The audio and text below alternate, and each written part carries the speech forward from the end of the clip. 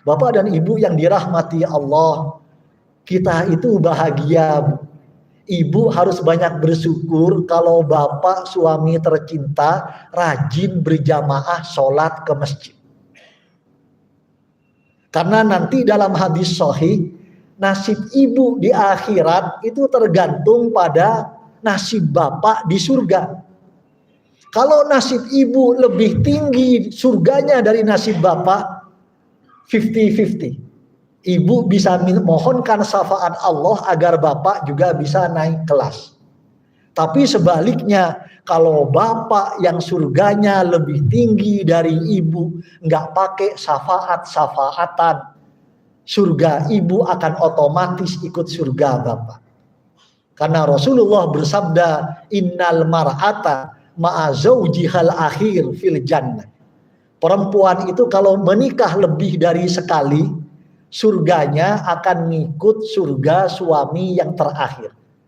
Kalau nikahnya cuma sekali, berarti otomatis ikut surganya bapak. Tapi renungan yang paling penting adalah kalau kita menghayati bagaimana syariat sholat yang Allah hadiahkan untuk kita. Dalam adan itu ada 2 seruan, Pak.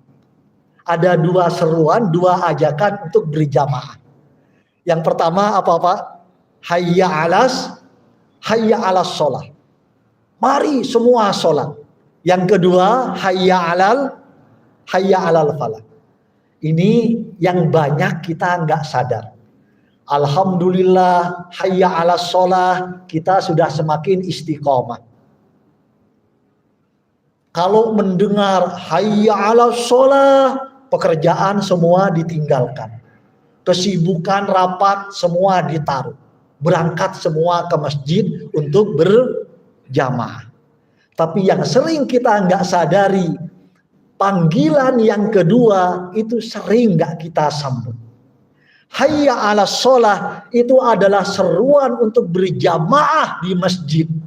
Tapi hayya alal falah itu adalah seruan untuk berjamaah di luar masjid. Ini yang harus kita sadari, Pak. Jadi hayya alal falah itu adalah berjamaah di bidang ekonomi, berjamaah di bidang sosial, berjamaah di bidang pendidikan, berjamaah di bidang politik. Itu hayya alal falah. Bapak dan Ibu yang dirahmati Allah, kalau Bapak baca ayat-ayat Al-Quran, Al-Falah itu artinya adalah berjamaah di luar masjid. Saya kasih contoh ayat yang Bapak-bapak insya Allah pada hafal semua. Paling enggak tiap Jumatan dengar ayat ini. Ketika Allah Subhanahu wa Ta'ala berfirman di surat Al-Jumu'ah ayat 10, A'udzubillahi minasyaitonirrajim. Fa'idha qudiyatis sholat. Kalau sholat sudah selesai didirikan, berarti hayya alal falahnya sudah selesai. Apa perintah Allah? Fantasiru fil ard wabtaghu min fadlillah.